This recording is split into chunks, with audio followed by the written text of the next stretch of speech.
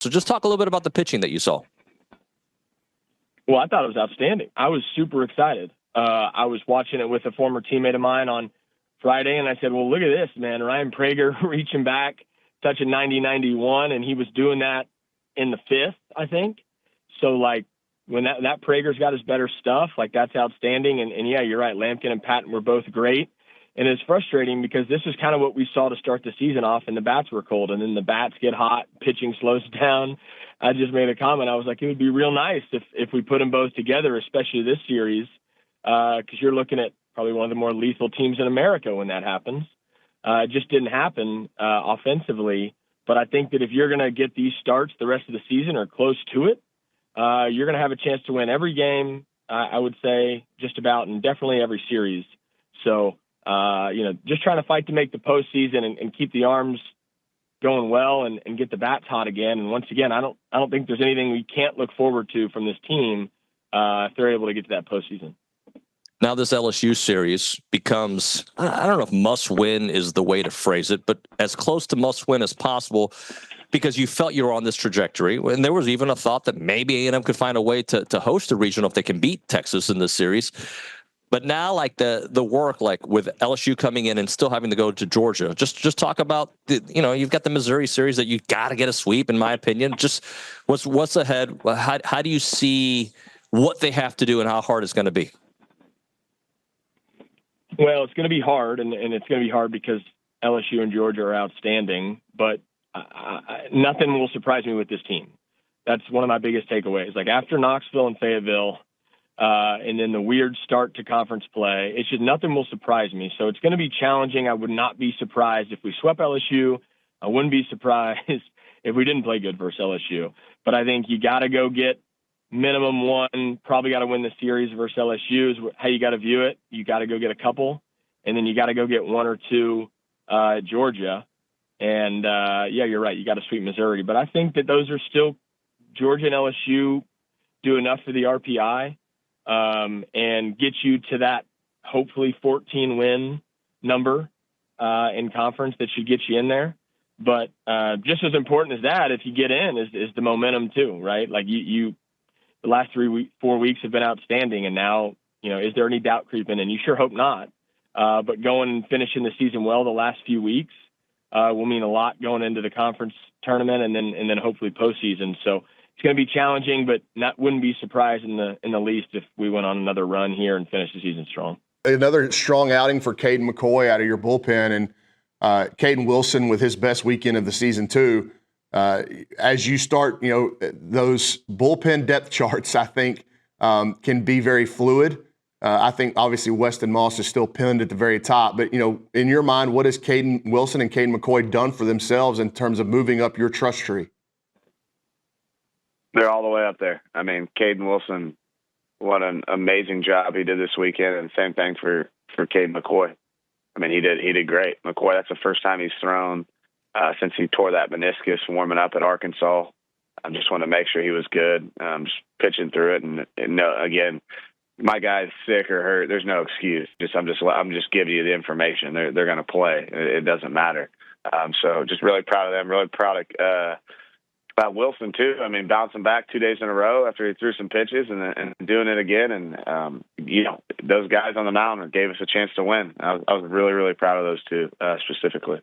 And then Caden Sorrell, man. I mean, I know you have, and rightfully so, you have been very cautious about bringing him back, and then he goes out and makes just an unbelievable catch. All your outfielders had just unthinkable catches during that game yesterday, but Sorrell to do it to his right, and then he has a chance toward the line to his left. It's a really tough chance, and he makes it look so easy. I'm guessing he is going to be knocking your door down to stay out there for the remainder of the season now. Yeah, no, he it's kind of how it's played out. It's kind of played out perfectly just with Arkansas being able to play him in the middle game, and then in this series being able to play him on the bookends, and we'll see how the matchups go moving forward. With the left-hander on the mound, I don't necessarily have a right-handed DH that I'm very comfortable with. And as good as he is out there, I still if I can limit it, I will. But yes, his reps are definitely going to pick up. And this weekend was a good test. And I think with how it'll play out, just looking at it, next weekend he'll probably play his first back-to-back. If they go left, right next weekend like they have, we'll see. But yeah, I mean, he seems good to me. But again, it's still being cautious, and it's really the volume of work. But he definitely showed how good he is as an outfielder. I think people may have forgotten that. I was telling Caleb, I was like, this guy, he can really hit. You've never seen him play the outfield. Like it's legit. And then he did that yesterday and just kind of reminded everyone he's a complete player. Yeah, I use you as the example of being a leader that I want to be and Billy wants to be later on in life. When people talk about me 20 years from now, I want it to be with the same zest and passion that all your former players still talk about you. Well, you set such a great example. That's the most important thing to me. I mean, all the championships, the rings, the watches, all that stuff is good.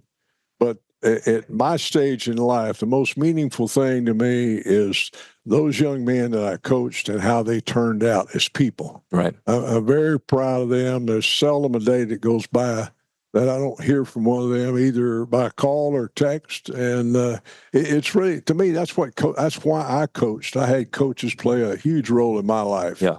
And polished on me. I had a chance to go to college, be the first in my family to go to college because of a scholarship. And now I see guys like Risman Webb and Ty Warren who got to be the first in their families to go to college. And then last December, their two daughters were here getting their Aggie rings. So It's the second generation of that thing. And I lived that experience. So that's I appreciate your comment, but that's very meaningful to me. When I was sick, every day I'd get calls from Nat Wynn and Bucky and Fred Caldwell and guys that just calling to lift me up. And it really was encouraging when you're going through something like that.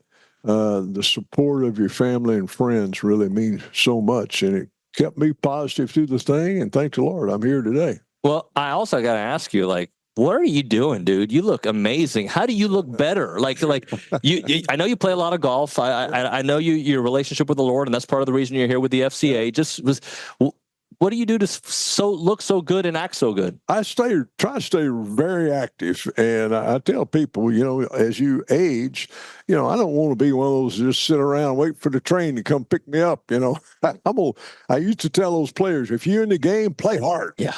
And so I'm still in the game, and I'm trying to play hard. So I go out and play and stay busy, and it's really life's been good, and I'm thankful. I tell people I'm in overtime now. I think I've gone beyond my regular game time, but the good Lord has provided me with overtime, and I'm trying to make the best of it. I've done I do quite a bit of speaking and appearances and. Just whatever comes up. I stay very busy. So let's wrap up NFL draft and undrafted free agents who signed. I got a list of what I think it looks like for Twitter. Some of these things do change after a couple of hours. Yeah. But Shamar Stewart was the one we talked about on Friday, going to the Bengals 17th. After that, Nick Scorton, 51st overall to the Carolina Panthers, and Shamar Turner, 62nd overall in the second round to the Chicago Bears. Awesome for both those guys, especially I think Shamar Turner. Because scouts I talked to in the last year or so went from thinking first round, then I was hearing third and fourth round. And then you started to hear third round was kind of really a lot of what I heard right up until after the first round. And then I think I read one of those scouts text to me, got a couple like that made me feel like, damn, he might be able to get into the second. And for him to do that, I think it was awesome. Because remember, he came back. He thought about leaving last year when he would have been probably a second, third rounder. So he didn't hurt himself coming back, even though he played hurt all year. So I think he's a lesson too to say he made a lot of NIL money. He played hurt and was a tough dude and wasn't worried about what it was going to make his stock look like. He went out there and played in I think every game. And probably helped his stock a little. I think if he come out last year, he's probably third rounder, and he comes out and goes second and gets paid a substantial NIL because he was one of the biggest guys you brought back. So that's one of those good success stories in both directions. So I was happy for him. And then Nick Scorton to come home to A&M, come home to Bryan College Station. Thought he played sensational football early, first half of the year, and got himself into really a tremendous shape that kind of, I think, threw the NFL off. And I think, it actually helped him out to go in the second when he did.